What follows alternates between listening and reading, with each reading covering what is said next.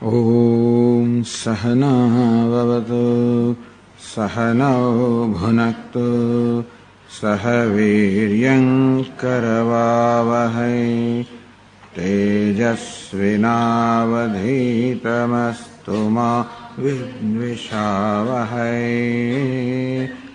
ॐ शान्ति शान्ति शान्तिः।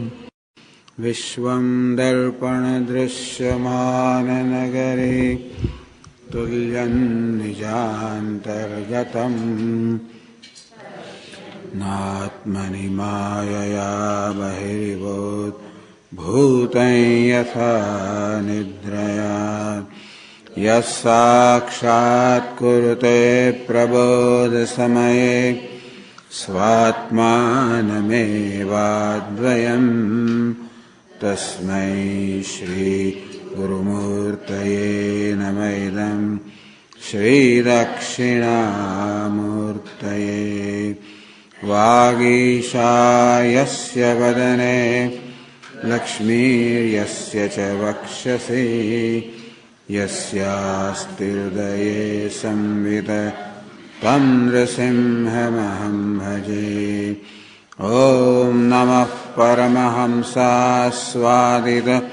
चरणकमलचिन्मकरन्दाय भक्तजनमानसनिवासाय श्रीरामचन्द्राय विश्वसर्गविसर्गादि लक्षितं श्रीकृष्णाख्यं परं धाम जगद्धाम नमामतं सच्चिदानन्दरूपाय विश्वोत्पत्त्यादिहेतवे तापत्रयविनाशाय श्रीकृष्णाय वयं नमः। यं प्रव्रजन्तमनुपेतमपेतकृत्यं द्वैपायन विरहकातर आजुहाव पुत्रेति तन्मयतया तरवोऽभिनेदुः तं सर्वभूतहृदयं मुनिमानतोऽस्मि। संसारसागरे मग्नं मां करुणानिधे कर्ममोहगृहीताङ्गं मामुद्धर भवार्णवात्। श्रीमद्भागवताख्योऽयं प्रत्यक्षः कृष्ण एव हि स्वीकृतोऽसि मया नाथ मुक्त्यर्थं भवसागरे। मनोरथो मदीयोऽयं सफलः सर्वथा त्वया निर्विघ्नेनैव कर्तव्यः दासोऽहं तव केशव। शुकरूपप्रबोधज्ञ सर्वशास्त्रविशारद एतत्कथाप्रकाशेन ज्ञानं विनाशय। जन्माद्यस्य यतोऽन्वयादितरतः चार्थेष्वभिघ्नस्वराट् तेने ब्रह्महृदाय आदिकवये मुह्यन्ति यत्सूरयः। तेजो वारिमृदां यथा विनिमयो यत्र त्रिसर्गो मृषा धाम्ना स्वेन सदा निरस्तकुहकं सत्यं परं धीमहि।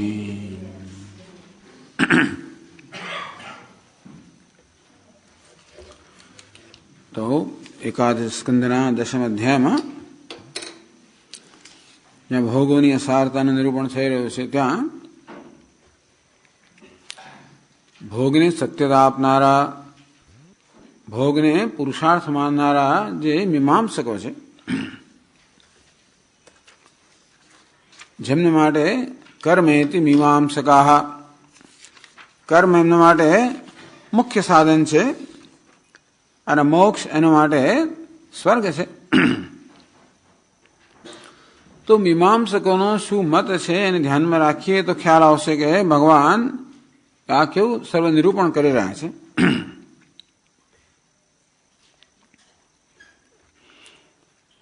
એક તો જીવાત્મનામ કર્મકર્તॄણામ સુખ દુઃખયો ભોક્તૃણામ ચ નાનાત્વમ. આત્મા કર્મનો કર્તા છે, સુખ દુઃખનો ભોગતા છે, આત્મા અનેક છે. આ પ્રકારે એની માન્યતા છે.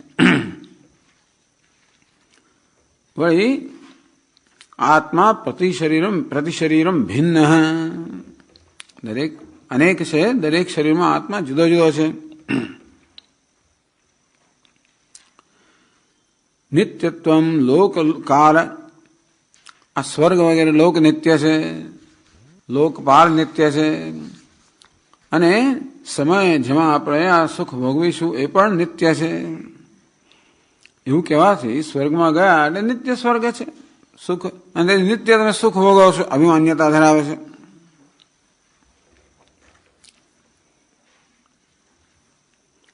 પછી આ બધા જે ભોગો પણ કેવા છે? સંસ્થા ઔત્પત્તિકી. પ્રવાહ રૂપથી આ ભોગ પણ નિત્ય જ છે.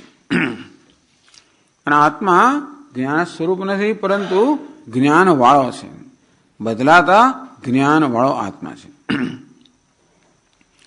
આ બધું હોવાને કારણે વૈરાગ્યની કોઈ સંભાવના જ નથી. જ્યાં સ્વર્ગ નિત્ય હોય, ભોગ નિત્ય હોય, ભોગના સાધનો મળ્યા જ કરતા હોય, તો વૈરાગ્યની કોઈ સંભાવના નથી. ઈશ્વર નથી એ પણ એમની માન્યતા. ન કદાચિત અનિદૃશમ જગત ઇતિ. અત્યારે જગત જેવું દેખાય છે એના કરતા જુદું હતું જ નહીં. ટૂંકમાં જગત આવું હતું જ, અને એટલે એનું સર્જન કોઈ સર્જકની જરૂર નથી. તમારી મુક્તિ એટલે આત્મામાં નિષ્ઠા, આત્મા દેહ ઇન્દ્રિય મન બુદ્ધિ રહિત જેવું તમે વેદાંતિનો માનો છે. આત્મા નિષ્ઠા એટલે કે શરીર ઇન્દ્રિયો વગરની સ્થિતિ. ઇન્દ્રિય વગરની સ્થિતિ હોય તો પછી આ શબ્દ સ્પર્શ વગેરે તમે બધા જગતના પદાર્થો કેમ ભોગવી શકો? કોઈ ભોગ હોય નહીં, પ્રવૃત્તિ ના હોય, જડતા હોય, પાષાણ સમાન સ્થિતિ છે. આવી જાતની મુક્તિને શું કરવાની? આ તો સર્વ રીતે એ લોકો નિવૃત્તિ માર્ગનું ખંડન કરે છે. અંતેથી એમને એક જ કહેવાનું છે કે ભાઈ પ્રવૃત્તિ માર્ગ છે એ જ વાસ્તવમાં શ્રેષ્ઠ છે, અને નિવૃત્તિ છોડી દેવી જોઈએ.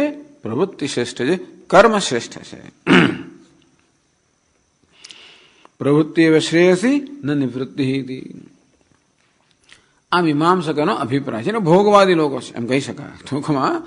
એટલે ભગવાન હવે આ અભિપ્રાયને લઈને એનું ખંડન કરે છે, જેથી આપણે પણ સમજી શકીએ. કારણ કે મોટાભાગના લોકોનો આવો અભિપ્રાય હોય છે. ભલે મીમાંસકો શું કહે છે એ પ્રકારની ફિલોસોફી, તત્વજ્ઞાન ન જાણતા હોય આપણે, મોટાભાગના લોકો હંમેશા જગતના વિશ્વના ભોગની પાછળ જ પડેલા હોય છે. એમને સાચા માનવા, નિત્ય માનવા એવી જાતનું એવું નથી કે એ લોકો વિચાર કરે ને આ નિર્ણય પર આવે છે. આવી જાતની માન્યતા ધરાવે જ છે. એવી જાતનો એક સ્વભાવ થઈ ગયો છે. એટલે વાસ્તવમાં મીમાંસકોનો જયારે મતનું ખંડન કરવામાં આવે ત્યારે મોટાભાગના લોકોની મતનું પણ ખંડન થઈ જાય.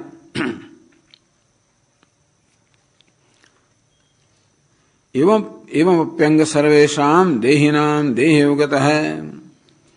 છતાં પણ તમારા કહેવા પ્રમાણે આ આત્મા દેહી તો છે જ, દેહ સાથે યોગ તો રહેવાનો જ એને. અંતેથી જન્માદય અસકૃત ભાવ. અને દેહ છે હંમેશા કાળથી પ્રભાવિત છે, અંતેથી એનો જન્મ મૃત્યુ થયા જ કરવાના. અંતેથી આત્મા પણ જન્મ મૃત્યુથી ક્યારે મુક્ત ના થઈ શકે. આ મુશ્કેલી એ પણ જોઈએ છે કે આત્મા તમે કહો છો એ પ્રમાણે કર્મ કરનાર છે. અને ઘણા લોકો અને બધા લોકો ક્યારેક ને ક્યારેક તો અધર્મ કે અયોગ્ય કર્મ કરી બેસતા હોય છે. જો કર્મ કરવાની એને સ્વતંત્રતા હોત તો ક્યારેય પણ અયોગ્ય કર્મ ના કરે. એનો છે કે આત્મા આ કરતા પરવશ છે, ભોગતા પણ પરવશ છે.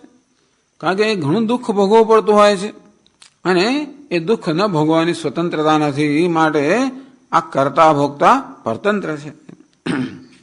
ટૂંકમાં પરવશતા છે, વિવશતા છે. જે વિવશ મનુષ્ય હોય કોણ એની સેવા કરવાનું છે? ધર્મ, અર્થ, કામ, મોક્ષ, કોઈ પુરુષાર્થ એની સેવા નથી કરવાનો, એટલે કે એની સાથે ટકવાનો નથી.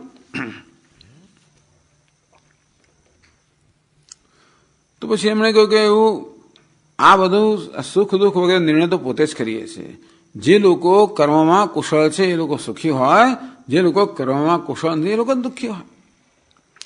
ન દેહિનામ સુખમ કિંચિત વિદ્યતે વિદુષામ અપી. કોણે કહ્યું ભાઈ? જે લોકો વિદ્વાન હોય, કર્મ કરવામાં કુશળ હોય એ લોકો હંમેશા સુખ જ હોય છે એવું કોઈ નિયમ જ નથી.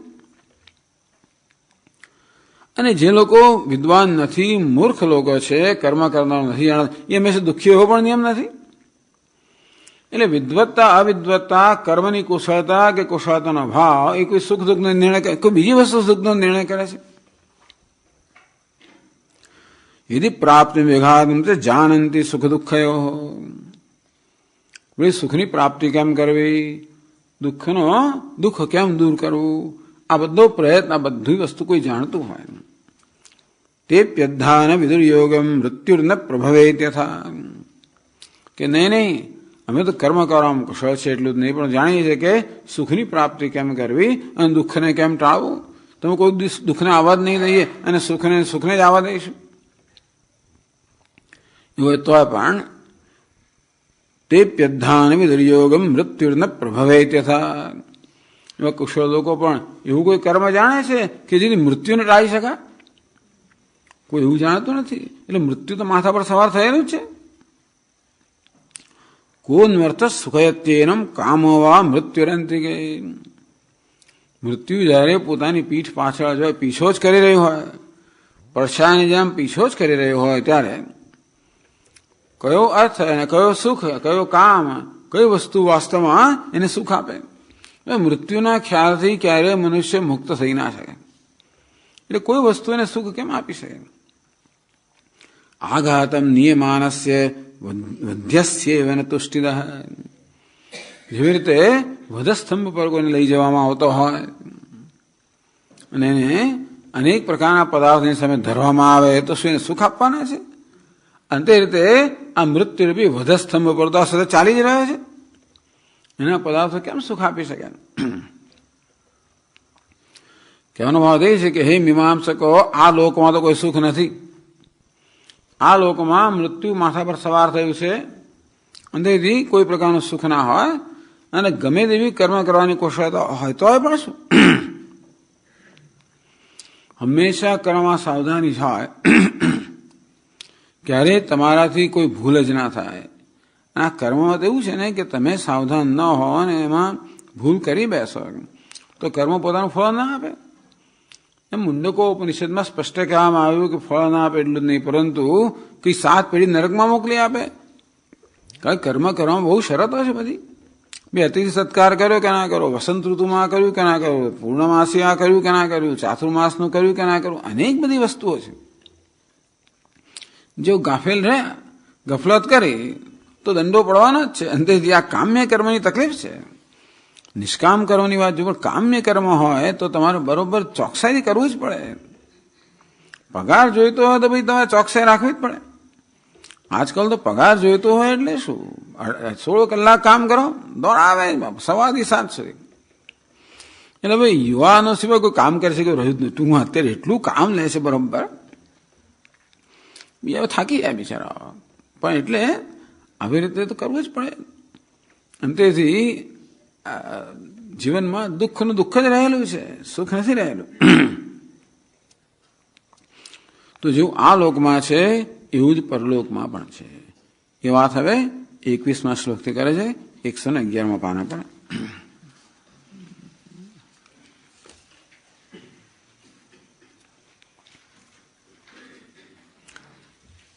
શ્રુતમ ચ દૃષ્ટવદુષ્ટમ સ્પર્ધાસૂયાત્યવ્યયૈઃ.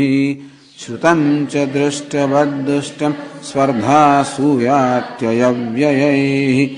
બહ્વંતરાય કામત્વાત્ કૃષિવચ્ચાપि નિષ્ફલम्.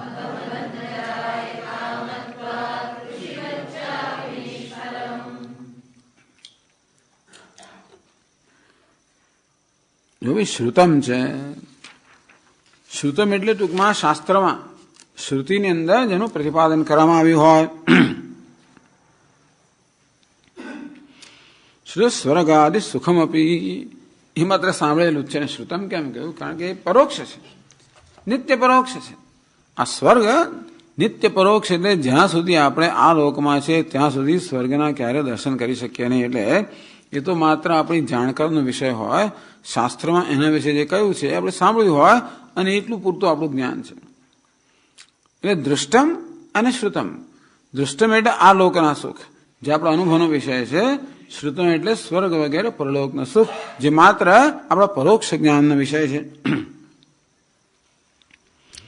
એ પણ કહે છે કે દૃષ્ટવત દુષ્ટમ, દુષ્ટમ એટલે દૂષિતમ. દૃષ્ટવત આ દૃષ્ટ સુખ, આ લોકમાં પ્રાપ્ત થતું જે સુખ છે એવું જ પરલોકનું સુખ પણ એ જ પ્રકારના દોષોથી યુક્ત છે. ટૂંકમાં જે પ્રકારના દોષ આપણે આ લોકના વિષયના ઉપભોગમાં રહેલા છે સુખની પ્રાપ્તિમાં, એ સુખમાં એ જ પ્રકારના દોષ આ સ્વર્ગના સુખમાં પણ રહેલા જ છે. દુઃખ મિશ્રિતમ એવ તત્ર સ્વર્ગે, ટૂંકમાં સ્વર્ગનું સુખ છે ને એ પણ દુઃખ મિશ્રિત જ છે. આ દુનિયાની અંદર કોઈ સુખ દુઃખ મિશ્રિત ના હોય બને જ નહીં. દરેક સુખમાં કશુંક તો દુઃખ આવવાનું જ છે. કારણ કે જે સુખ છે એ ક્ષણિક છે, એટલે કે ટૂંકમાં ક્ષયિષ્ણુ છે, એનો ક્ષય થવાનો છે, નાશ પામવાનું છે. સાતિશયત્વમ જે સુખ છે એના કદાચ ચડિયાતું સુખ હોય એવી પણ આપણા સભાનતા છે. સુખ તો તદુપરાંત સુખ જે છે એ એને માટે અનેક કિંમત ચૂકવવી પડતી હોય છે. આ સુખ વળી પાછા રાગ દ્વેષના સંસ્કાર મૂકી જતું હોય છે. આ સુખ વળી પાછું બીજું કર્મ કરાવીને જન્મ મૃત્યુનું ચક્ર ચાલુ રાખતો છે. આ સુખમાં તો બહુ અને પરતંત્રતા રહેલી છે. આ વિષયોના સુખમાં આપણે ધીમે ધીમે પરતંત્ર થતા જઈએ, પેલા બંધાણની જેમ આપણે વ્યસનની જેમ બંધાતા જઈએ. આ બધા પ્રકારના દોષ આ સુખમાં રહેલા જ છે. શક્ય છે કે માણસ આ બધા દોષ જુએ નહીં ને માને કે માત્ર સુખ જ છે, પણ વાસ્તવમાં દુઃખ યોનય એવતે. આજે વિષય ભોગનું જે સુખ છે તો દુઃખનું જ કારણ છે. દુઃખ મિશ્રિતમ એટલે જેમ માણસ પેલું બાળક ચોકલેટ રેપર સાથે ખાઈ જાય અને પેલી ચાંદીનું રેપર હોય તો કડવું કડવું લાગે એટલે હંમેશા ચોકલેટ જોડે કડવાશ રહેલી જ હોય, રેપર સાથે ખાવ તો. તેવી રીતે આ સુખમાં એક દુઃખનું રેપર છે, તેથી સુખના અનુભવમાં દુઃખ મિશ્રિત છે જ. તો તે જ રીતે સ્વર્ગની અંદર પણ સ્પર્ધા અસૂયાત્યવ્યય. સ્વર્ગમાં પણ સ્પર્ધા છે, અસૂયા છે, અત્યય છે, વ્યય છે. સ્પર્ધા પરસુખ અસહનમ. સ્પર્ધા એટલે બરોબરીના સાથે હોડ લાગે. આ સ્પર્ધા કોને બરોબરીના સાથે થાય. દુનિયામાં બરોબરીના લોકો હોય, આપણે ચઢિયાતા હોય, આપણે તો ઉતરતા હોય ને આપણે વિરોધી હોય. તો કહે છે બરોબરીના સાથે મિત્રતા કરો, ભાઈ સ્પર્ધા ના કરો, પણ સ્પર્ધા થાય. સ્પર્ધા પરસુખ અસહનમ. બીજો સુખી હોય, મારા જેવો હોય, વધારે એ બઢતી વધારે જલ્દી લઈ ગયો, એનો વધારે મોટો પગાર મળ્યો, એનો વધારે આમ થયું, તો એ આપણે સહન કરી શકતા નથી. મારે સ્પર્ધા એ દુઃખ છે. એટલે મારી પાસે ગમે તેટલું હોય, મને ભલે 3 લાખ રૂપિયા પગાર મળતો હોય, પણ પેલાને 4 લાખ મળે છે, બસ એટલું પૂરતું છે. તો મને દુઃખી કરવા મળે એ પૂરતું છે. આ 3 લાખ મને સુખ ના આપી શકે. એ પહેલા તો બહુ ખુશ થયો, ઓહો જો પેલાને 1.5 લાખ ને પેલાને 2 લાખ ને 3 લાખ, ખુશ થયો. ખબર પડી કે મારો જ મિત્ર મારી સાથે જ ભણેલો, મારે તો ઓછા માર્ક્સ પાસ થયેલો, એને 4 લાખ મળ્યા. 3 લાખનું સુખ તો ક્યાં જતો રહે? પર સુખ અસહનમ. બીજાના સુખને સહન ના કરી શકવું તો સ્વર્ગમાં આ રહેવાનું જ છે. ત્યાં પણ બધી જાત જાતની, ત્યાં પણ કેટલી પદવીઓ જુદી જુદી હોય છે. કર્મ દેવતા અને દેવતા અને પછી ઇન્દ્ર અને પ્રજાપતિ અને બૃહસ્પતિ અને પ્રજાપતિ, ઘણી બધી ત્યાં કોટી હોય છે. ગંધર્વ હોય, કિન્નર હોય, પિતૃઓ હોય, જાન દેવતા હોય, કેટલી બધી કક્ષાઓ હોય છે. આપણે જે કક્ષામાં હોઈએ એને કહેતા ઉતરતા અને ચડી જતા બંને હોવાના જ છે, અને સમાન પણ હોવાના. ત્યાં પણ સ્પર્ધા, અસૂયા, અન્યસ્ય અતિશય તમ દૃષ્ટવા તદપ્રાપ્ય દુઃખમ. આપણાથી ચઢિયાતો હોય એને જોઈએ અને એને આપણે મળે એમ નથી, તેથી દુઃખ. તો અસૂયા ગુણેશુ દોષ દર્શનમ પુણ્યવતો બી પરસ્ય ગુણેશુ દોષાવિષ્કરણમ. પુણ્યશાળી લોકો હોય તો પણ એમનામાં આવી આપણી વૃત્તિ થઈ જાય. ભલે ને પુણ્યશાળી હોય, ધર્મનિષ્ઠ હોતો હોય, પણ એનામાં આપણે સહન ના કરી શકીએ. અને જેને દંભી એમ કરીને આપણે એને નીચો પાડીએ, એમ કરીને આપણે એક વિકૃત સંતોષ લઈએ કે આપણા કદાચ કંઈ ચઢિયાતો નથી. અસૂયા અત્યય, છેવટે આ ભોગનો અંત આવવાનો છે, નાશ થવાનો છે. વ્યય, એક દિવસ નાશ નહીં થાય. પ્રત્યહમ ક્ષય, સતત એનો ક્ષય થઈ રહ્યો છે. એક દિવસ નાશ થશે પણ સતત ક્ષય પણ થઈ રહ્યો છે. અથવા અત્યયનો અર્થ કર્યો અન્યસ્ય અતિશય.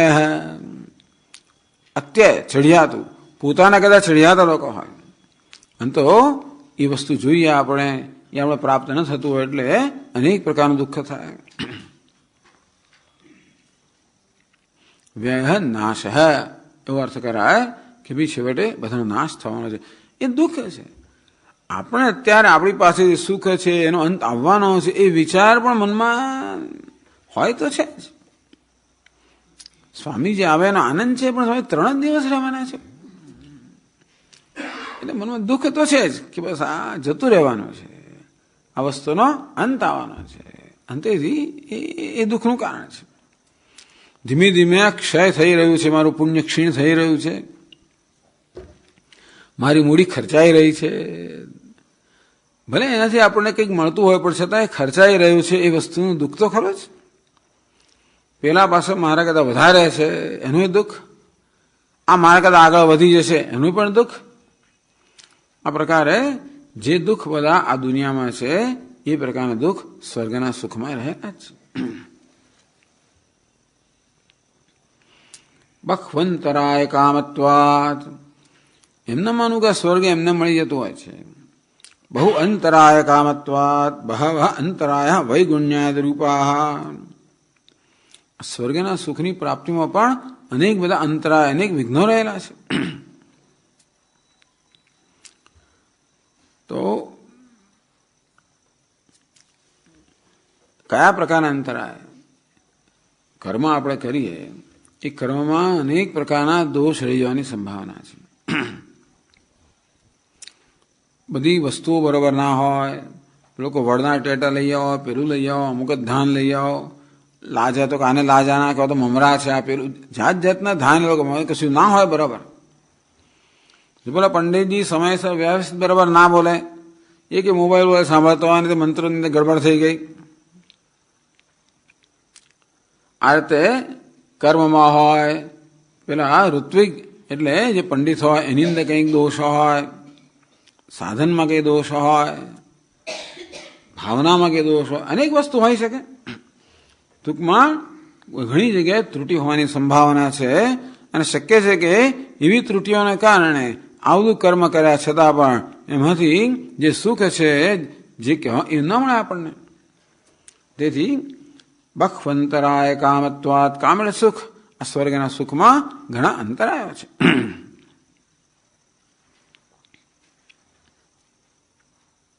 અહીંયા કહે છે વૈગુણ્યમ તો અલ્પેના વિપર્યેણ ભવતી.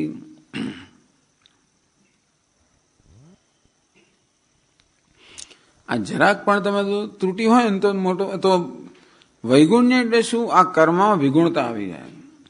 શ્રેયાન સ્વધનો વિગુણ. વિગુણ એટલે શું છે કે જે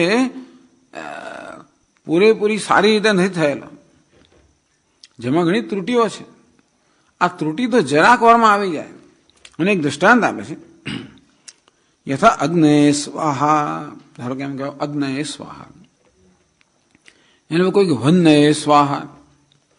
અગ્નય સ્વાહા એટલે કે વન્નય સ્વાહા ઇતિ યુક્તે. ખરેખર જોવા જઈએ તો આ વહ પ્રાપણ્યમાંથી વન્ની શબ્દ બન્યો, અગ ગતોમાંથી અગ્નિ શબ્દ બન્યો. એટલે કઈ અર્થ સમાન છે અને પછી ની પ્રત્યય બંધ લાગ્યો માટે પ્રત્યય પણ સમાન છે અને તેથી બંનેનો અર્થ પણ સમાન જ છે. એકવની ઇકારાંત ચતુર્થી એકવચન અગ્નય સ્વાહા વન્નય સ્વાહા આમ બધું સરખું જ છે.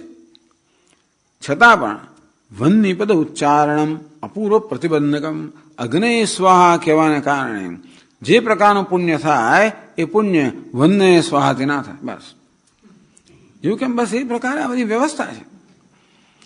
તો કે શાસ્ત્રમાં જે કહ્યું હોય એ પ્રકારે જ કરવાનું. 4 ચમચી નાખવાની તો એ પ્રકારે, ડાબી બાજુ, પેલો પગ આમ પછાડવાનો, પેલો આમ જાતનું કરાવડાવે છે આપણી પાસે. ટૂંકમાં આ બધી આપણે જયારે આવી યજ્ઞ યાગાદી કરવા બેસી જાય જાતનું કરાવે આપણો કે શું છે આ બધું પડશે. એટલે જે હોય જ ખરો એ પ્રકારે કરવાનું.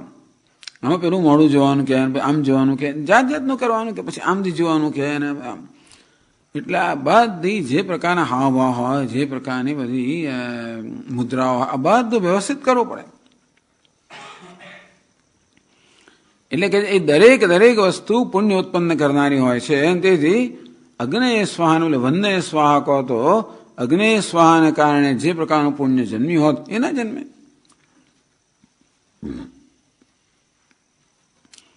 ઇતિ વિચારિતમ પૂર્વમીમાંસાયામ. પૂર્વમીમાંસકોએ જ કહેલું છે કે આ કર્મ કરવામાં આવી કોઈ ત્રુટિ ના હોવી જોઈએ. બહ્વંતરાય કામત્વાત કૃષિ વચ્ચાપી નિષ્ફલમ. કૃષિ વચ્ચે, કૃષિ ને ખેતીમાં કેટ બધું. કૃષિશ્ચ ઇતિભિ ઉપદ્રતા ભવતી. આ ખેતીમાં ગમે તેટલી મહેનત કરી તો ઈતિ એ જાતના દોષ બધા. અતિવૃષ્ટિ, અનાવૃષ્ટિ, મૂષકા, શલભા, શુકા. ખેડૂતોને કેટલી તકલીફ, કેટલી બધી વિપત્તિઓ ખેડૂત પર આવી શકે. અતિવૃષ્ટિ, વધારે પડતો વરસાદ, અનાવૃષ્ટિ, વરસાદ ન પડવો, બહુ જ ઓછો પડવો. મૂષકા, ઉંદર બહુ ખેતરમાં એવું ખાઈ જાય અનાજ. શલભા, પેલા તીડ પડે. શુકાહા, પક્ષીઓ આવીને ખાઈ જાય. ખરેખર ખેડૂતને તો બહુ, મને એ સમજ નથી પડતી કે કેટલી મજૂરી. સવારના પોરમાં ખેડૂત જવું પડે ખેતરમાં, બુમા બુમ કરીને પક્ષીઓને ઉડાડવા પડે. ગળું કેમ ચાલે છે મને સમજ નથી પડતી. પેલો ખેડૂત જયારે ખેડતો હોય ને તો બળદ સાથે સતત વાત કરતો હોય, એ જોવા જેવું છે. સતત એ બળદને કંઈ કહ્યા જ કરતો, મોટે ભાગે ગાળો જ દીધા કરતો હોય જેવો ખેડૂત. પણ મોટે ભાગે ઘાટો ગળું કેમ ચાલે છે? કેટલી માથાકૂટ, બધા કેટલો તડકો ને કાદવ નીચે ને વરસાદ ને કેટલી શિયાળા, બહુ અઘરું કામ છે આ બધું. એ બધું કરવા છતાં આ તો ખરું જ પાછું. તેથી આવા બધા સપ્તયતા ઈતય સ્મૃતા, બધી 7 ઈતિ છે. ઈ એટલે દીર્ઘ ઈ.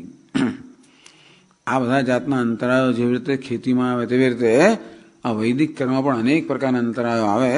અને તેથી નિષ્ફલકમ, આ ખેતી જેવી રીતે આપણને ફળ વગેરેની થાય, આટલી મહેનત કરે છે તેવી રીતે વૈદિક કર્મ પણ આવી જાતના અંતરાયોને કારણે નિષ્ફળ જ બને.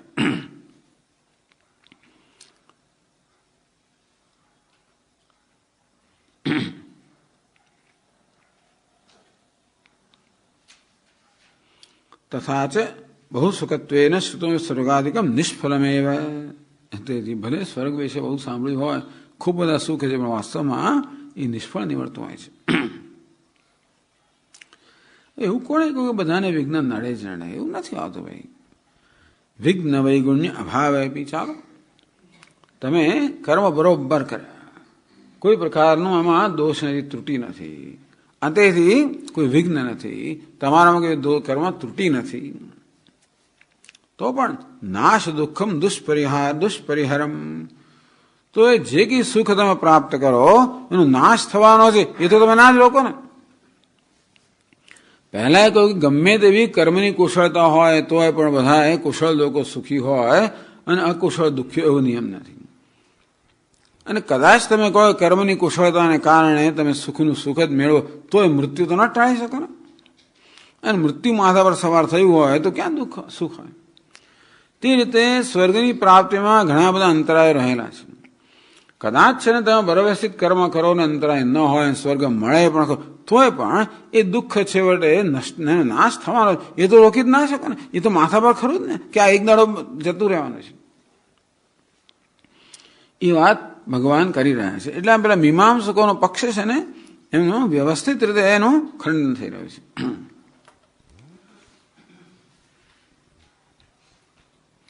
અંતરાયૈરવિહતો યદિ ધર્મસ્વનુષ્ઠિતઃ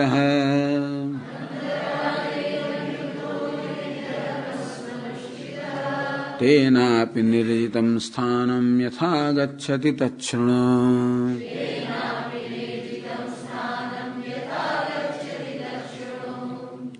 અંતરાય હિ અવિહત.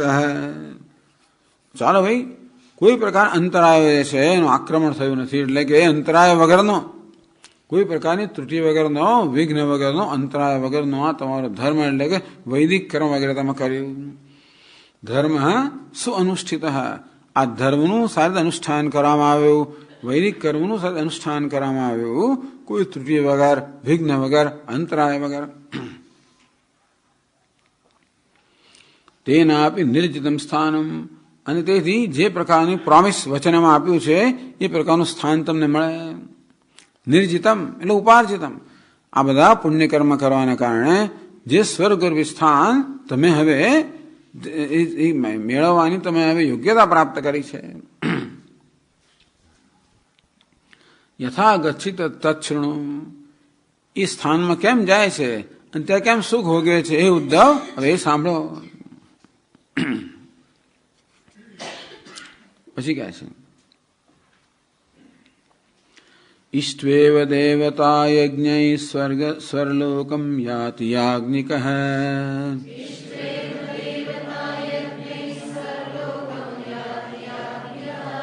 ભુંજીત દેવવત્ તત્ર ભોગાન દિવ્યાન નિજાર્જિતાન.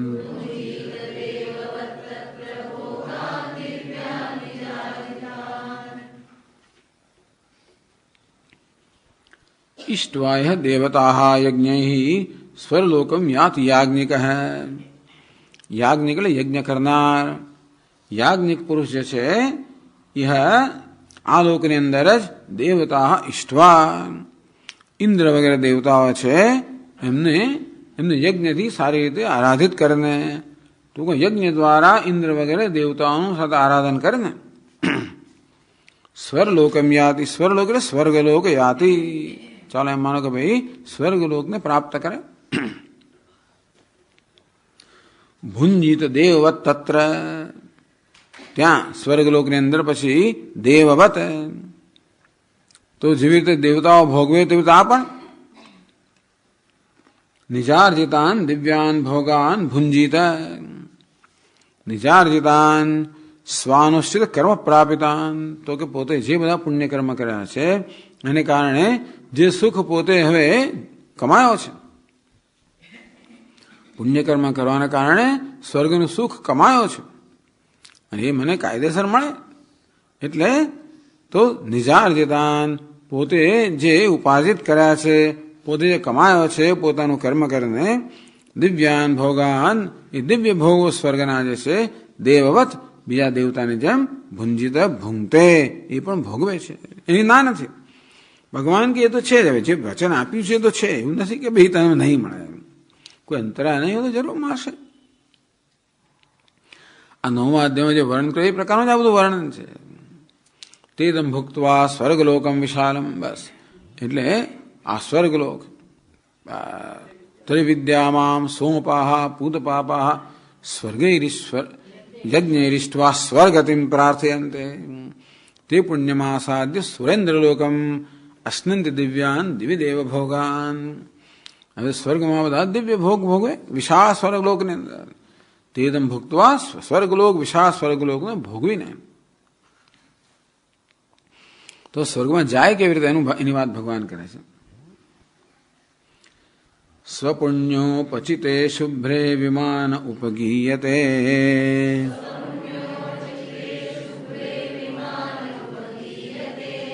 ગંધર્વૈર્વિહરન મધ્યે દેવીનામ હૃદયવેશ ધૃક.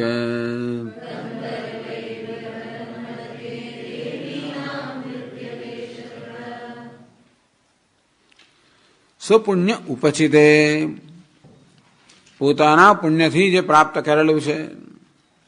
શુભ્રે વિમાને, એક શુભ્ર એકદમ ચમકીલું એવું વિમાન જે છે એને પ્રાપ્ત થાય લેવા આવે ને.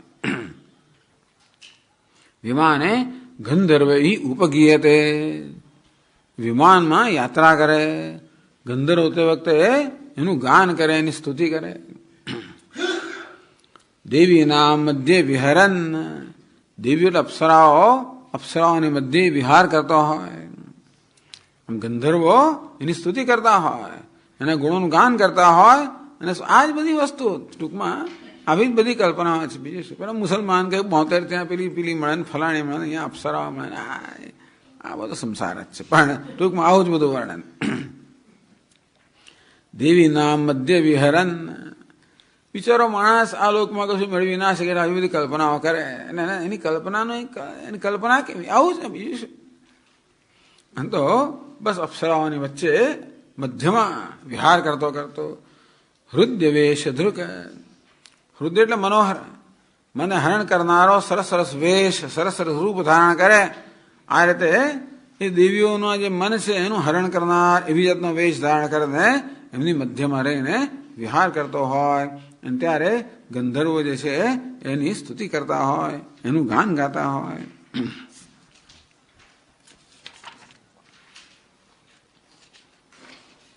હૃદયમ મનોહરમ વેશમ રૂપમ ધરતી. ચાલો પછી શું થાય છે?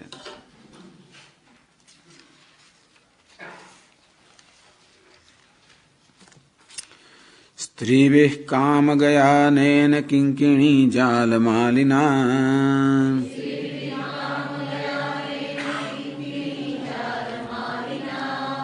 ક્રીડન્ન વેદાત્મપાતમ સુરા ક્રીડેષુ નિર્વૃતઃ.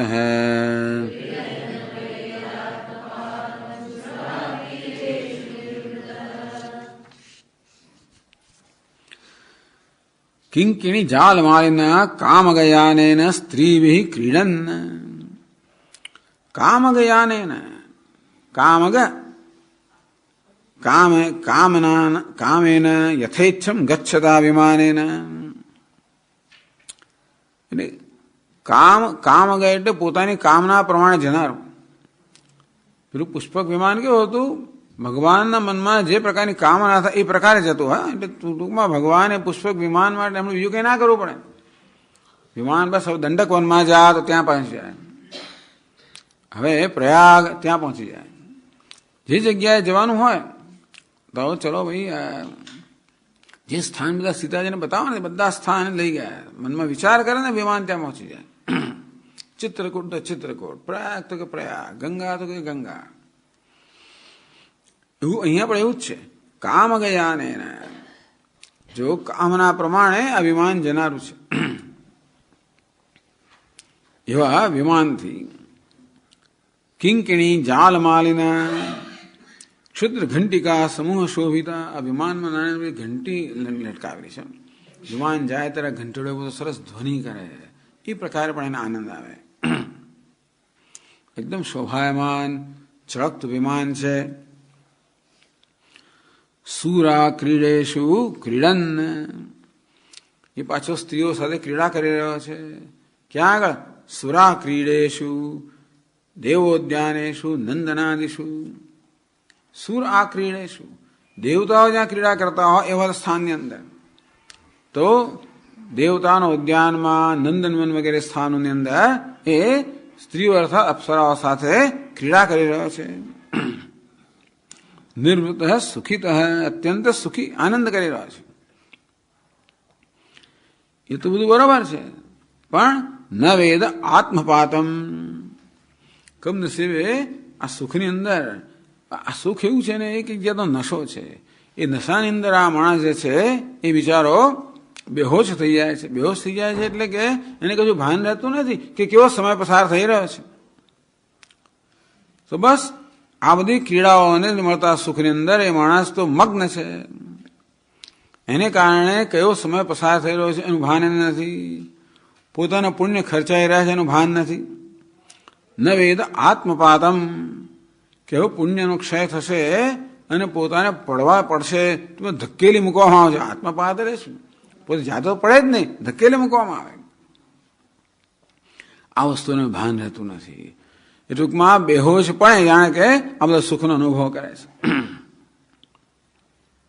ક્યાં સુધી અનુભવ કરે કે છે તાવત પ્રમોદતે સ્વર્ગે યાવત પુણ્યમ સમાપ્યતે.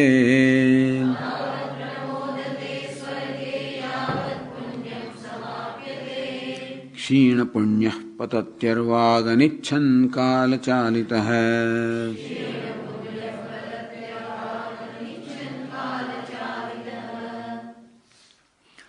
તાવત પ્રમોદતે સ્વર્ગે યાવત પુણ્યમ સમાપ્યતે.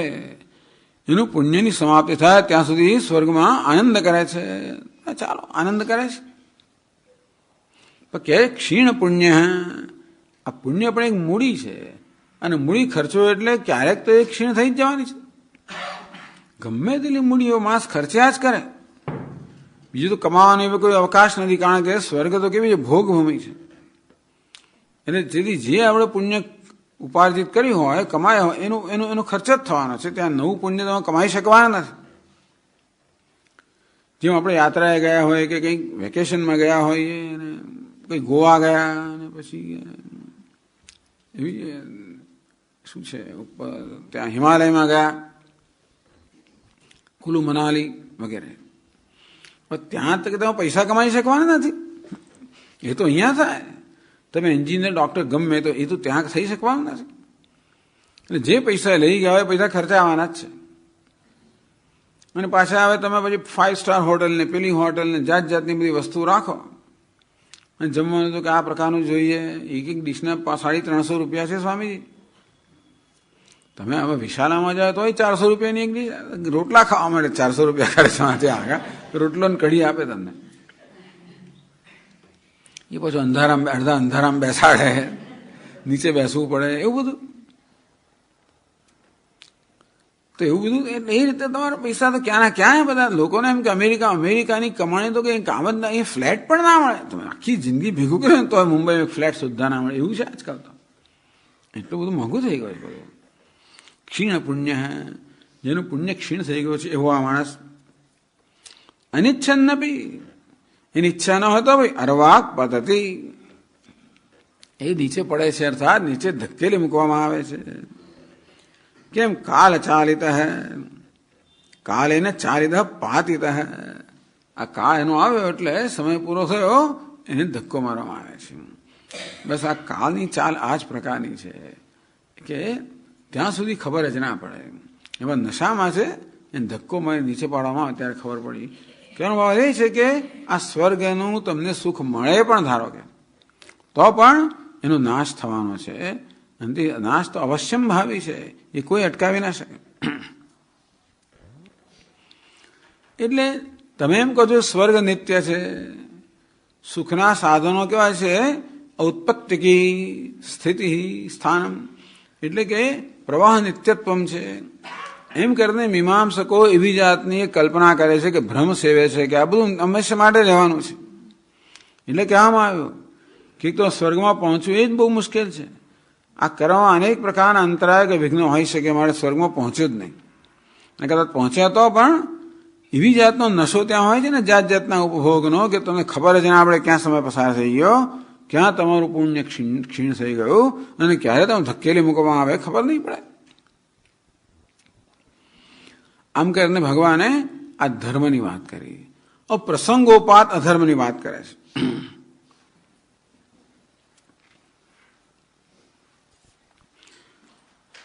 તો એવમ ઇષ્ટાધિકારીણામ ગતિ ઉક્તા. ઇષ્ટ, પૂર્ત વગેરે કર્મ કરનારને સ્વર્ગ વગેરે પ્રાપ્ત થાય એ ગતિની વાત કરવામાં આવી. અત પ્રસંગાદ અનિષ્ટાધિકારીણામ, સત્કર્મ કરનારની, પુણ્ય કર્મ કરનારની ગતિ કે હવે પાપ કર્મ કરનારની ગતિ પણ જોડે ભગવાન કહી દે છે. પછીના 2 શ્લોકમાં કહે છે યદ્ય ધર્મરત સંગાદસતામ વાજિતેન્દ્રિય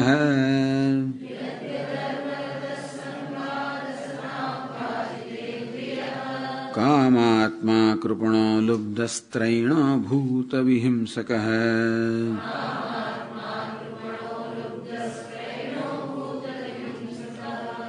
પશૂન વિધિના લભ્ય પ્રેત ભૂત ગણાન્યજન.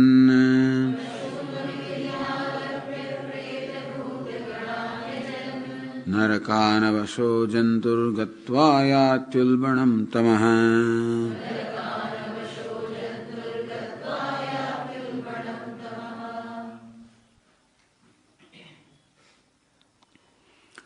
તો અધર્મની આંખે અહીંયા આગળ એક સીડી, પતનની સીડી કહેવામાં આવી.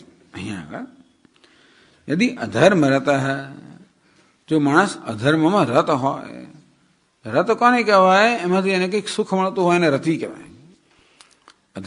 અધર્મનું સુખ માણી રહ્યો છે, ચોરી કરવાનું સુખ, દારૂ પીવાનું સુખ, જે કંઈ આવે એની એમાં સુખ હોય છે ને. દારૂ પીવાનો એક નશો આવે એનું પણ એક સુખ, તો સિગરેટ પીવાનું આવે એનું સુખ, એ તો જે અધર્મ ના કહેવાય પણ ચાલો. ચોરી કરવાનું પણ એક સુખ, જુગારમાં આનંદ આવતો હોય છે, લોકો એનો આનંદ લેતા હોય છે. અધર્મ રતા, એકવાર એવો આનંદ આવે ને પછી આ બધી વસ્તુ ગમે ને, આ ખાસ ફૂસ ના જોઈએ. ટૂંકમાં પેલું મચ્છી માસ ને બધું ખાતા હોય ને પછી આ તમે ઘાસફૂસ જેવું લાગે. આ શું તમે ખાઓ છો?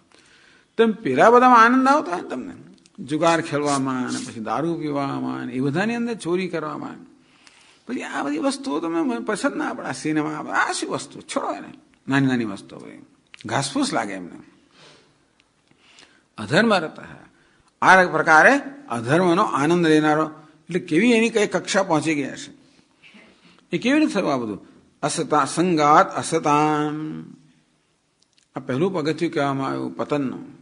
અસતામ સંગ, દુષ્ટ લોકોનો સંગ. તો જેવો સંગ તો રંગ લાગવાનો છે. તેથી અસત એટલે દુષ્ટ લોકો. એટલે જે લોકો જાણી જોઈને અધર્મનું આચરણ કરતા હોય, જે લોકો જાણી જોઈને, જે લોકો અધર્મમાં રત હોય, અધર્મનું આચરણ કરતા હોય, અને તેથી જે લોકો ઈશ્વર વગેરેમાં તો માનતા જ ના હોય, તમે એમની પાસે જાઓ તો તમારી શ્રદ્ધા પર જ પેલો આઘાત કરે, તમારું મગજ જ ફેરવી નાખે. સ્વામીએ 10 વર્ષ સુધી કહે બધું કર્યું હોય અને કે છતાંય પણ અઠવાડિયાની અંદર પેલું બદલી નાખે, એવી એ લોકોમાં તાકાત હોય છે. અને એવું થઈ શકે, તો આવી રીતે શક્ય છે. અસતામ સંગ, અંદરથી આ અસત લોકોનો, દુષ્ટ લોકોનો સંગ છે ને, એટલે કોનો સંગ કરીએ છીએ બહુ અગત્યની વસ્તુ છે. કોનો સંગ છે, કોની સાથે વાતચીત કરીએ છીએ વગેરે બહુ મહત્વની એટલા જ માટે છે કે ખબર પણ ના પડે આપણને, ખબર પણ ના પડે. એવી રીતે આ સંગનો પ્રભાવ આપણા પર પડતો હોય છે, ખબર પણ ના પડે. એ રીતે અસતામ સંગાત અધર્મરત અજિતેન્દ્રિય. પછી અધર્મરત, અધર્મમાં રત થવા માંડે. અજિતેન્દ્રિય, પોતાની ઇન્દ્રિયો પર કાબુ ગુમાવતો જાય, ધીમે ધીમે ઇન્દ્રિયોને વશ થતો જાય, મનને વશ થતો જાય. એટલે ઇન્દ્રિયના આવેગો છે ને ગુલામ બનતો જાય, એ આવેગોને કાબુ રાખવાની શક્તિ ગુમાવતો જાય.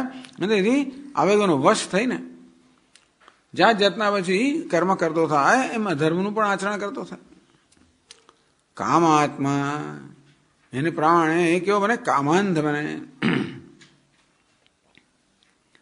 કામાત્મા, કામ જેનો આત્મા છે, કામ જ જેનો સ્વભાવ થઈ ગયો છે, તેથી કામી બની જાય. એટલે એને માત્ર વિષયના ભોગ સિવાય બીજી કોઈ વસ્તુનો વિચાર સુદ્ધા પણ ના આવે. કામાત્મા.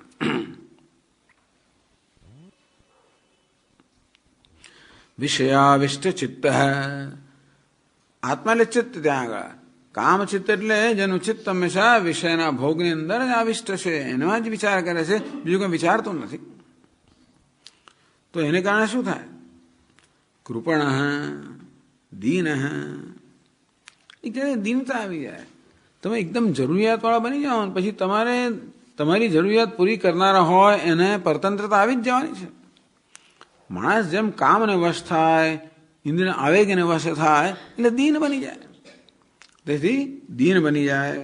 કૃપણ એટલે દીન. અતઃ લુબ્ધ ભોગ તૃષ્ણા કુલ. અંદર ભોગની પેલી તૃષ્ણા તો વધતી જ જાય.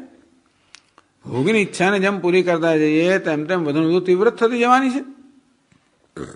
પછી ભોગ તૃષ્ણા આકુલ, આ તૃષ્ણાને વ્યાકુળ બનાવનારી થાય. અતએવ સ્ત્રૈણ સ્ત્રી લંપટ, બસ એટલે બસ એમાં જ રાચતો હોય. અતએવ ભૂત વિહિંસક પ્રાણી પીડા કરો ભવતી. હવે એવી સ્થિતિ આવી ગઈ છે ને કે વસ્તુ એના કાબુમાં જ નથી, અને એટલે ધર્મ માર્ગે હવે પોતાની ઈચ્છાઓ પૂરી કરી શકે એમ નથી. એટલે છેવટે એને અધર્મનો આશ્રય લેવો પડે. ભૂત વિહિંસક, બીજા પ્રાણીઓને પીડા આપવી. હવે એને ચોરી કરવી પડે, હવે એને કંઈક બેઈમાની કરવી પડે, એમ કે બીજા પ્રાણીઓ છેતરવા પડે, લોકોને છેતરે, બીજાને પીડા, એ રીતે પછી ઝૂંટવી લેવું પડે. કારણ કે હવે કોઈ સાચા માર્ગથી તો આવવાની નથી વસ્તુ, એને જ જોઈએ છે. કારણ કે ઈચ્છાઓનો તો અંત છે ને. કામાત્મા એટલે શું? અનેક વસ્તુની કામના, આ જોઈએ, પેલું જે જોઈએ ને જોઈએ જ બધું, જે કંઈ જોઈએ તે. આ બધી ઈચ્છા પૂરી કરવા માટે એણે અધર્મનો એટલે બેઈમાનીનો આશ્રય લેવો પડે, ચોરીનો આશ્રય લેવો પડે, અને આ રીતે બીજાઓને ભોગે એ પોતાની ઈચ્છાઓ પૂરી કરે. ભૂત વિહિંસક તદા તુ દુષ્ટૈ પ્રલોભિત. અંતે વખતે પછી એને માણસો કેવા, એના સલાહકારો કેવા હોય? એ તો આપોઆપ જ પેલું એવી જાતના જ લોકો આવી જ જાય. એ પ્રકારનો સંગ જ એને થાય. અંતેથી બીજા દુષ્ટ લોકો હોય, જાત જાતના પ્રલોભનો એને આપે. દુષ્ટૈ પ્રલોભિત ધનાદ્યર્થમ અવિધિના. હવે એને ધન બધું જોઈએ, એ કોઈ યોગ્ય માર્ગથી કે સાચા માર્ગ તો આવવાનું નથી, માટે અવિધિના. અવિધના પશુન આરભ્ય શાસ્ત્ર વિધાન વિના એવ. શાસ્ત્રમાં ના કહ્યું તો પણ પશુનો ઘાત કરે, પશુનો વધ કરે, પશુનો ભોગ આપે. આરભ્ય હત્વા ભૂતાદિની યજન. ભૂત પ્રેત વગેરે આવી જાતની બધી વસ્તુઓ ધીમે ધીમે તમોગુણી થઈ ગયો. તમોગુણ હોય એટલે આવા ભૂત પ્રેત આ બધા પ્રકારનું જ તમને એવી સાધના કરવી જ ગમે. પ્રેતાન ભૂત ગણાંશાને યજંતે તામસા જના. આ તમોગુણી જનો હોય એટલે પ્રેત ભૂત ને આ બધી જે મેલી વિદ્યાઓ છે ને જે બધા હલકાહીન તત્વો છે એ બધાને સાધવાનો પ્રયત્ન કરે. એ દ્વારા એ પ્રકારની સિદ્ધિઓ પ્રાપ્ત કરવાનો પ્રયત્ન કરે, તો જ હવે એની ઈચ્છાઓ પૂરી થાય એમ છે. અવિધના પશુન આલભ્ય પ્રેત ભૂત ગણાન યજન. આ પ્રેત ભૂત વગેરેની યજન એટલે હવે એમની આરાધના કરતો હોય, એમને સાધતો હોય. સ્મશાનમાં જાય, કાળી ચૌદશ ને અડધી રાત આખી રાત બેસે ને ફલાણો જપ કરે ને જાત જાતનું કરે બધું.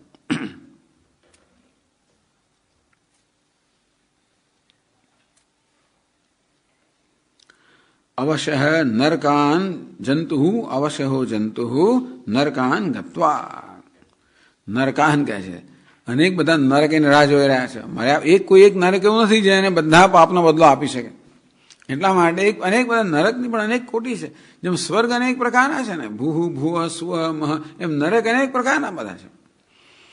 ગરુડ પુરાણ વગરનું વર્ણન હશે કદાચ જાત જાત નરકનું, પણ એટલે એવા બધા નરકને પ્રાપ્ત આગળ પણ એમાં આવી ગયો. એની અંદર પણ હા અવશો જંતુ. હવે એ પરવશ છે, ટૂંકમાં કર્મ જે છે ને એ કર્મ બરોબર કર્મ એને સકંજામાં લીધેલો છે.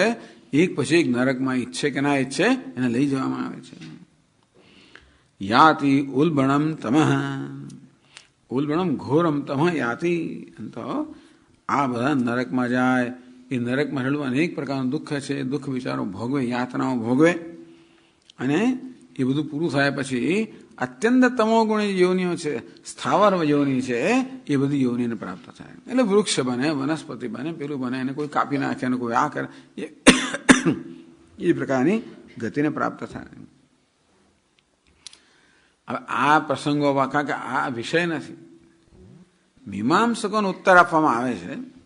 એટલે મીમાંસકો તો આમ ધર્મની હિમાયત કરનારા હોય, અધર્મની હિમાયત ક્યારે કરે છે નહીં. એટલે આગળ ધર્મની વાત કરવામાં આવી, પુણ્યકર્મની સકામ કર્મની વાત કરવામાં આવી, અને કેમ સ્વર્ગ વર્ગ પ્રાપ્તિ થાય અને એની હાલત કહેવામાં આવી. પ્રસંગોપાત આ બે શ્લોકની અંદર અધર્મની વાત કરવામાં આવી. વળી પાછું જે આગળ ચર્ચા થઈ એ દોર ચર્ચાનો દોર વળી પાછો જોડી લેવામાં આવે છે.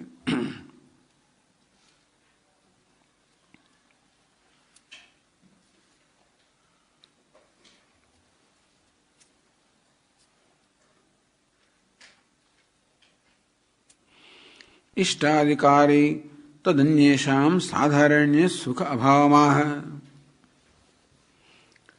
તો બીજા પણ જે બધા સકામ કર્મ કરનારા છે એક સ્વર્ગમાં જનારની વાત કરી, પણ હવે કહે છે કે સામે સકામ કર્મ કરનારા છે સામાન્ય રીતે સુખનો અભાવ છે.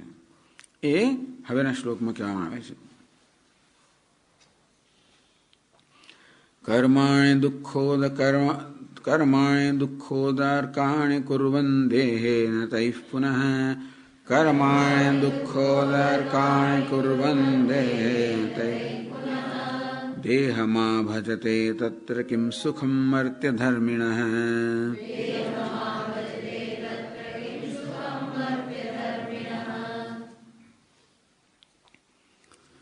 દુઃખોદર્કાણિ કર્માણિ કુર્વન. દુઃખમ એવું ઉદરકમ, ઉત્તરફળ. ઉદરક એટલે ઉત્તરફળ, પરિણામ, ફળ. પછી જે ફળ મળનારું છે ઉદરક કહેવામાં આવે. દુઃખોદરક, દુઃખ જ જેનું પરિણામ છે. કર્માણી કુર્વન, આ પ્રકારના કર્મો કરતો કરતો આ માણસ. હવે સાધારણ માણસે વાત કરવામાં આવે છે કે દુઃખનું જે દુઃખમાં પરિણમવાનું છે એવા પ્રકારના કર્મો કરતો કરતો કેવી રીતે કહે છે? દેહે ન કુર્વન, પોતાના દેહ વડે તો કોઈ ભગવાને મનુષ્ય દેહ આપ્યો એનો શેમાં ઉપયોગ કરવો? આ મોટા ભાગના અવિવેકી માણસો તો એનો ભોગમાં જ ઉપયોગ કરે છે. અને એની હવે ભોગ એમને તો મફત મળવાના નથી, અને માટે અનેક પ્રકારના કર્મ કરવા પડે. એ જાણતો નથી કે આ બધા કર્મ છે વડે દુઃખમાં પરિણમવાના છે. તો જે દુઃખમાં પરિણમવાના છે એવી જાતના કર્મ બધા આ દેહથી કરે છે. તૈ પુનઃ દેહમ આભજતે. આ રીતે દેહથી કરેલા કર્મો દ્વારા પુનઃ દેહમ આભજતે, દેહમ પ્રાપ્ત, બીજો દેહ પ્રાપ્ત કરે. તો પૂર્વે કરેલા કર્મના પરિણામે દેહ મળ્યો, અને એ બધા કર્મનું ફળ ભોગવવા દેહ મળ્યો. પણ એ કર્મના ફળ ભોગવવાની પ્રક્રિયામાં વળી પાછી નવા કર્મ કરતો જાય છે. એમ કરીને નવું પોતાના માટે નવા કર્મ ઉત્પન્ન કરતો જાય છે. એમ કરીને ભવિષ્યના દેહનું સર્જન કરતો જાય છે. દેહમ આભજતે, તો એ વળી પાછા નવા દેહને પ્રાપ્ત કરે છે.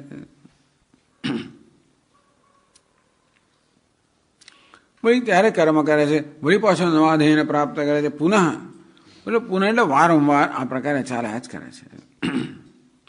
સંસાર ચક્રે વર્તમાનસ્ય તત્ર. આ રીતે સંસાર ચક્રમાં જે વર્તમાન છે, મર્ત્ય ધર્મિણ મરણ સ્વભાવસ્ય કિમ સુખમ. સંસાર ચક્રમાં જે બિચારો આવી રીતે ફસાયેલો છે એવો પાછો મર્ત્ય ધર્મિણ, મરવું જેનો ધર્મ છે. ટૂંકમાં જન્મ એટલે મરવાનું તો છે જ પાછું. વળી પાછું મર્યા એટલે પાછો જન્મ છે જ. જાતસ્ય હિ ધ્રુવ મૃત્યુ ધ્રુવમ જન્મ મૃતસ્ય છે. જન્મ થયો એનું મૃત્યુ નિશ્ચિત છે. ભગવાન કહે છે કે જેનો મૃત્યુ થયો જન્મ પાછો નિશ્ચિત જ છે.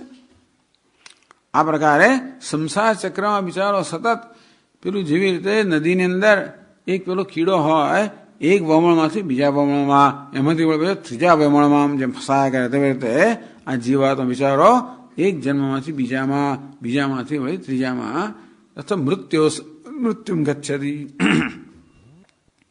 ઉપનિષદ એક મૃત્યુમાંથી બીજા મૃત્યુમાં જાય છે એમ કહેવાય. એક જન્મમાંથી બીજા જન્મ અથવા તો એક મૃત્યુમાંથી બીજા મૃત્યુમાં. એક વમળમાંથી છૂટ્યો, ચારો હાથ છૂટ્યા તો બીજા વળમાં ફસાયો જ છે. ગોળ ગોળ ફર્યા કરે, ભયંકર દુઃખી થાય, માળ છૂટે, વળી પાછો એને કહે કે થોડો નિરાતનો શ્વાસ લેનાર પાછો બીજા વળમાં ઘૂસ્યો જ છે. આવી રીતે કિમ સુખમ મર્ત્ય ધર્મિણ. આ પ્રકારે મરવું જેનો ધર્મ છે એવો મર્ત્ય જે મૃત્યુના અધીન છે, બીજા સુખ કેમ હોઈ શકે? આગળ જ કહ્યું ને કે વધસ્થાન પર લઈ જનારા આવતો માણસ સુખ કયો વિષય સુખ આપી શકે? તે રીતે આ મર્ત્ય જે છે કઈ વસ્તુ સુખ આપી શકે?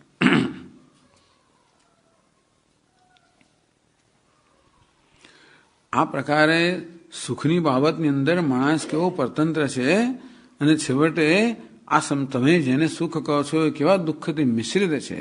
એમાં દુઃખની જ પ્રધાનતા છે, એ વસ્તુ મીમાંસકોને કહેવામાં આવે છે. એ લોકો એમ માત્ર સુખ જ સુખ છે કે નહીં, એવું નથી. અને હંમેશા માણસ પુણ્ય કર્મ કરે એવો ક્યાં નિયમ છે?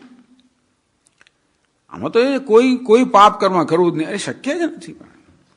માણસમાં જ્યાં સુધી રાગદ્વેષ હોય, અને રાગદ્વેષ લઈને જ આવ્યો છે, એ જ્યારે રાગદ્વેષને વશ થાય ત્યારે પાપ કર્મ કરી જ બેસવાનું. એટલે હંમેશા પુણ્ય કર્મ કરવું એ આપણા હાથમાં પણ નથી. એટલે આપણે ગમે તેવા સાવધાન હોય તો આપણે ક્યારેક તો એકાદને મચ્છર મરી જ જાય. એટલે આપણે જરાક જો બેધાન રહ્યા તો આપણે આમ હાથ પડી જ જાય. બેધાનો તો નીચે મંકોડા વગેરે કચરાઈ જાય. અનેક વસ્તુ બેધાન હોય ને આમ ન ચાલુ કરે કેટલી કીડીઓ અંદર તણાઈ જાય. ઝાડુ વાળતી વખતે શું થઈ જાય. ટૂંકમાં આપણે અને તે રીતે રાગદ્વેષને વશ થઈએ ક્રોધમાં, તો પછી કોઈને આપણે કઠોર વચન બોલાઈ જાય, એવું થઈ જવાનું છે. અંતેથી પાપ પણનો પણ સંચય થયા જ કરવાનો છે. માત્ર પુણ્યનો સંચય થાય એવો તો કઈ નિયમ નથી. પાપનો સંચય થવાનો છે. સકામ કર્મની તકલીફ એ છે કે સકામ કર્મ જે પુણ્ય થાય એ પૂર્વના પાપને દૂર ના કરી શકે. એ પાપને જુદા ભોગવવા પડે. કારણ કે આ સકામ કર્મથી ઉત્પન્ન થતું પુણ્ય આપણે પેલા વિશ્વનો ભોગ અપાવડાવે અને ક્ષીણ થઈ જાય. પણ ભૂતકાળ જે પાપ છે એ તો અકબંધ જ રહે. એ પાપને દૂર કરવા માટે નિષ્કામ કર્મ જોઈએ. નિષ્કામ કર્મ કરવાથી જે પુણ્ય ઉત્પન્ન થાય એ અંતઃકરણની શુદ્ધિ કરનારું છે. અર્થાત આપણા જે પૂર્વના પાપ હોય એ દૂર કરનારું છે. બાકી સકામ કર્મ એવું ના કરે. કેમ સુખમ મર્ત્ય ધર્મિણ. આજે મર્ત્ય જીવાત્મા છે એને વિચારીને શું સુખ મળે? તો કે ન કિંચિત, કોઈ પ્રકારનું સુખ ખરેખર છે જ નહીં. હવે પછી એમને શું અભિપ્રાય? સ્વર્ગાદયો લોકા નિત્યા લોકપાલાશ્ચ અમરાહ. મીમાંસકો શું માને? સ્વર્ગ વર્ગ લોક છે નિત્ય છે, હંમેશ માટે છે. હવે અમે તો ઈશ્વરનો સ્વીકાર કરતા જ નથી. જે જગતનું સર્જન કરે, પાલન કરે, છેવટે લય કરનાર ઈશ્વર, એવું છે જ નહીં. હંમેશા જગત તો હતું ને છે ને રહેશે. આ બધું સત્ય છે, નિત્ય છે. અને તો સ્વર્ગ વગેરે પણ આ જગતના અંતર્ગત છે, પણ નિત્ય જ છે. કોણનો નાશ કરવાનો છે? અને તેથી સ્વર્ગાદયો લોકા નિત્યા, એને કોઈ લોક નિત્ય છે, કર્મ આગમ નિત્ય છે, આ બધી વસ્તુ નિત્ય છે. એ પ્રકારનો એમની એવી જાતનો સિદ્ધાંત છે. શું કરવા આવો સિદ્ધાંત છે ભગવાન જાણે, પણ ટૂંકમાં આવો સિદ્ધાંત છે. મને લાગે છે કે આવી જાતની માન્યતાઓમાં એક પ્રકારનો સંતોષ લઈ શકો. અભિજાતની માન્યતાઓ ધરાવીને તમે જીવો એટલે તમે કહો તમે બધું બરોબર કરી રહ્યા છો. તો સ્વર્ગાદયો લોકા નિત્યા લોકપાલાશ્ચ અમરાહ. આ લોક નિત્ય છે અને લોકપાલ એટલે દેવતાઓ બધા છે એ બધા પણ અમર છે. અતઃ તેષામ નિત્યમ સુખમસ્તિ. તો પછી કઈ વાંધો નહીં, એ લોકોને નિત્ય સુખ મળે છે. તો કે ઇતિ ચેત ના, એ લોકોને પણ કોઈ નિત્ય સુખ મળતું નથી, એ વાત કરે છે. લોકાનામ લોકપાલાનામ મદ્ભયમ કલ્પજીવિનામ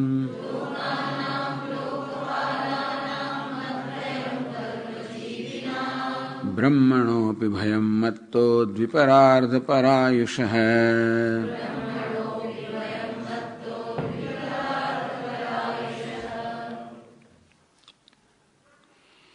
લોકાનામ લોકપાલાનામ કલ્પજીવિનામ મદભયમ. આ બહુ વિલક્ષણ વસ્તુ ભગવાન કહે છે. જે બધા લોક છે, લોકપાલાનામ કલ્પજીવિનામ, અરે કલ્પનું આયુષ્ય ધરાવનારા જે લોકપાલ બધા મોટા દેવતાઓ છે, 10 દિશાઓ છે એના લોકપાલ મોટા દેવતાઓ છે. વરુણ હોય, યમ હોય, ઇન્દ્ર હોય, ઈશાન હોય, આ બધા વાયુ હોય, બધા દેવતાઓ છે. અગ્નિ વાયુ, વાયવ્ય છે ને ખૂણાઓ, વાયુ અને અગ્નિ એના બધા ટૂંકમાં દેવતાઓ પર નામ પરથી છે. વાયુ એનો અધિષ્ઠાન દેવતા છે કે વાયુ એનું પાલન કરનાર છે. તેવી રીતે અગ્નિ ખૂણાનો અગ્નિ દેવતા, વાયવ્યનો વાયુ દેવતા, ઈશાનનો ઈશાન શિવજી, નૈઋત્ય નૈઋતિ, વરુણ, ઇન્દ્ર, યમ, આ બધા દેવતાઓ છે, લોકપાલ છે, મોટા મોટા દેવતાઓ છે. કલ્પ જીવીનામ, ચાલો એમ માનો ને કે આ બધા એવું તો છે જ નહીં. ખરેખર કોઈ કલ્પ તો કોઈ જીવતું નથી. આપણે એમ કહેવામાં આવ્યું છે કે બ્રહ્માજીના એક દિવસની અંદર 14 મન્વંતર આવે છે. દરેક મન્વંતરમાં દરેક નવ મનુ આવે, સ્વયંભૂ મનુ, વિવસ્વત મનુ ને પેલા મનુ બધા સાવરણી મનુ વગેરે વગેરે. અને બધા મનુઓ સાથે બધા દેવતાઓ જે છે એ લોકોની પદવી એટલો જ વખત આવે છે. પણ ચાલો ને કલ્પ જીવના એમ માનો કે કલ્પ સુધીનું આયુષ્ય હોય આ બધા લોકપાલનું, તો પણ શું લોકપાલ કેટલા છે? કલ્પ જીવિના આ બ્રહ્મભુવનાન લોકા પુનરાવર્તિનો અર્જુન. આ બધા બ્રહ્મલોક લોકપાલ છે એ પણ હંમેશમાં રહેવાના નથી. એમનું આયુષ્ય પણ એક કલ્પ જેટલું છે. અને લોકનું પાલન કરનાર જે લોકપાલ છે બધા, એનું પણ આયુષ્ય એવું છે. મદ ભયમ, આ બધા લોકોને ભગવાન કે મારા તરફથી ભય છે. મત ભયમ, આ એક બહુ વિલક્ષણ વસ્તુ શું કઈ ખબર? આમાં શું થયું ખબર છે? ભગવાન જાહેર કે હું ભગવાન છું. અત્યાર સુધી બધું કહ્યું નથી ભગવાન કે હું ભગવાન છું. ભલે બીજા બધાની સ્તુતિ કરતા હોય પણ ભગવાન પોતે કહ્યું નથી. એ શું કહે? મત ભયમ, મત ભયમ, આ બધા લોકપાલ દેવતાઓ છે એ બધાને પણ માથા પર મારો ભય સવાર થયેલો જ છે. ભીષાસ્માદ વાતઃ પવતે ભીષો દેતી સૂર્ય હે, વાયુ, સૂર્ય, અગ્નિ, ઇન્દ્ર, મૃત્યુ, આ બધા યમરાજ, બધા દેવતાઓ વાસ્તવમાં ભગવાનના ઈશ્વરના ભયથી ચાલે છે. હું ઈશ્વર છું. મત ભયમ, કારણ કે પેલા મીમાંસકો ઈશ્વર માનતા નથી ને. આવું અનિદૃશ્યમ જગત ન નાસ્તી, કોઈ દાડો ન વિદ્ય, કોઈ દિવસ આ પ્રકારનું જગત નહોતું છે જ નહીં. છે આવું જ છે. કોઈ સર્જક ને ઈશ્વર નથી, નિયામક કોઈ નથી. કર્મ જ બધું નિયંત્રણ કરનાર છે કે નહીં નહીં હું નિયંત્રણ કરનાર છું. મારા ભયથી આ બધું ચાલે છે, મારા કાયદાથી ચાલે છે. એ તો શિવા અક્ષરસ્ય પ્રશાસન ગાર્ગી સૂર્ય ચંદ્રમાં સૌ વિધૃતો તિષ્ઠત હૈ. હે ગાર્ગી, આ અવિનાશી પરમાત્મા છે, એના શાસનમાં એની આજ્ઞાથી સૂર્ય ચંદ્ર આ બધા દેવતાઓ પોતપોતાનું કાર્ય કરે છે. ચાલો એ બધા લોકપાલની વાત તો ઠીક છે. એ લોકપાલના પણ જે ઈશ્વર છે